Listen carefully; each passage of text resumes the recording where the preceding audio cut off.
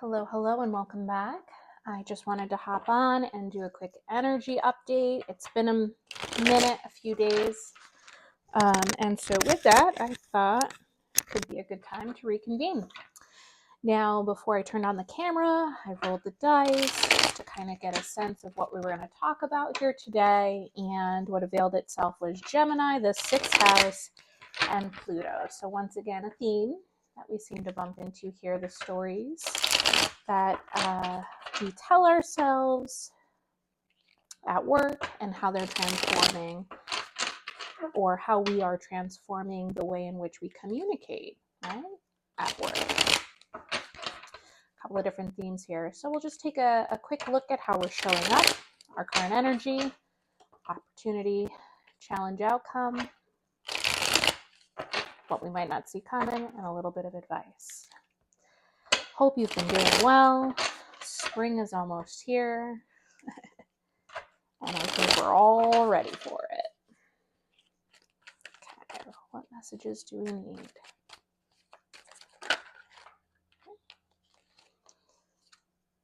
All right. Showing up in the energy of the Six of Pentacles. That glare is offensive. Six of Pentacles. Well, that's a change of pace, right? Showing up in Queen status energy, transforming into Queen energy. Where have you been? Welcome. Now you've arrived. All right, so opportunity challenge. We have the Five of Pentacles as your opportunity. Challenge is the Page of Swords.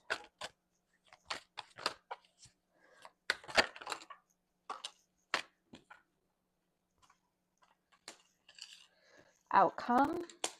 All right, Knight of Pentacles and the Wheel of Fortune. Moving towards something fated. So definitely there's going to be a change. There's a fundamental shift and change in the way in which you work, what you do for work, how you complete your work. And so that is the opportunity, is to really be here to embrace it, right? Oftentimes the Five of Pentacles can look like someone being left out in the cold, but these girls look like they're doing all right. They're rolling with the punches and they're moving along on their way. So slightly different energy here. It's a little chilly outside, and it is chilly, at least in New England. But they don't seem horribly somber. They're just kind of ready to make a change and shift. Now that challenge with the Page of Swords, that's delivering a message, receiving a message. There could be a challenging message that you ultimately receive, some type of communication incoming that might throw you for a curve. It could also be a test, right? If you think about, sort of what you do on the everyday, on the day-to-day, you might be stuck in your ways. And so there could be a communication information that comes your way that, causes you to have to rethink what you're doing and where you thought you were going. But ultimately that outcome with the Knight of Pentacles and the Wheel of Fortune suggests that you're definitely ready to move forward towards something. And it's divine timing and divine timing. Now, the Knight of Pentacles is pretty slow moving energy. It's intentional. It's deliberate. It's, you got to put in the work. This is not a fast track to anything, but you're definitely moving towards something new that's on your path. And, it's just kind of where you're going, and it's unfolding in divine timing. So be patient. All right, so then we had a bunch of stuff fall out. So we have the 10 of Cups, the 3 of Wands, the 7 of Wands, the Star, and the Queen of Swords. All right, so what you don't see coming is you've manifested your happiness with the 10 of Cups and the 3 of Wands. You're learning how to receive that happiness and how to set good boundaries because you've set good boundaries, right? And then your advice is really to heal with that Star energy to heal that Queen of Swords energy, your ability to stand tall and to speak your truth. That's what's healing in you right now. And you may also be healing, right, how you speak on behalf of a group of people. The star can sometimes and often represents Aquarius energy, which is all about the collective or technology. So it could be, you know, how you're speaking on behalf of a group or for the best interest of a group. Or maybe you're advocating for, you know, technology for the group, or how the group should use technology, right? If we're thinking about the sixth house being a workplace, if you're involved in corporate in any way, AI is everywhere, and a lot of folks are being disrupted by AI tools. And, you know, perhaps you're speaking out or on behalf of a group, advocating for, right, perhaps responsible use of those technologies. So, I mean, certainly moving towards something good. It's good that you found sort of the strength. Got 2 queens out here on the board. That's good vibes. Swords and Pentacles. You're here to educate, affect change, self-assured and confident. Love that. Let's see what else we have.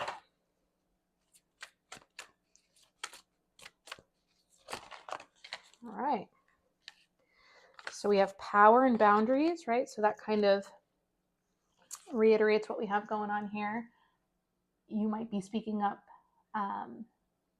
to somebody who's been very powerful, and or, you know, given the healing work that you've done, maybe you are stronger in your ability to create and maintain your boundaries in the presence of power, where you may have otherwise historically kind of folded and said, you know, I'll just go along to get, or, you know, go along to get along, right? And now that you are in this better place, right, this is what's coming in. You're seeing how much you've grown, and good fortune is, right, part of what you will receive for choosing you and for choosing boundaries and all that good stuff. So that's sort of the abundance coming in. Now, in the upcoming full moon, I don't know exactly when that is, just a couple of weeks. We just had the new moon in Pisces. So in about 2 weeks, we'll have the next full moon. This will be sort of the catalyst opportunity for you to really transmute a lot of this energy that you've been working through the retrograde, through all of the reflections, taking a look at the patterns, the lessons, the things that you want to revisit to see what you can bring with you on the back 9 of this journey versus what you want to leave behind. So you're going to be doing a lot of transmuting of that energy so that you can ultimately step into that great fortune, that good fortune, and the growth that's ahead for you. So really nice energy here. I mean, you're going towards happiness, and it's on your path, right? And, you know, don't allow anybody to rush you. This is a good opportunity to make sure that you are trusting and leaning into your intuition.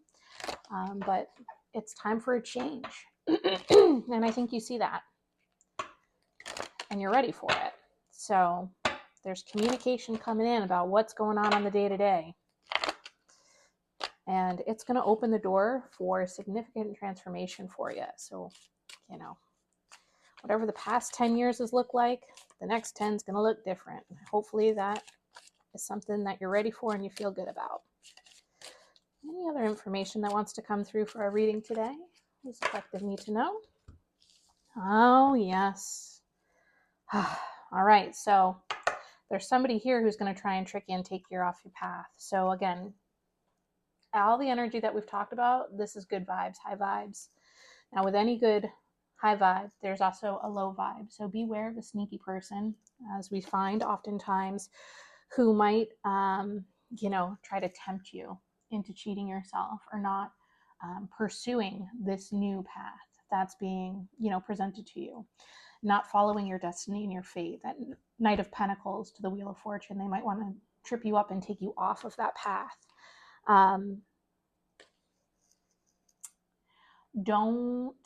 The advice is really to not stay in something because it's familiar and because you fear change. Fear is not a good advisor. This card's very important here for you. Change. Fear is not a good advisor. Okay, so don't sell yourself short because you're afraid of what's being offered to you. When you embrace that fear, right, that's what gets you to that growth energy. And with growth comes good fortune. And when you're strong enough to look it in the face and to want to pursue it anyway for your own growth, you're able to hold your boundaries up to those, in power, who, again, that sneaky person could very well be the person in this power depiction here, right?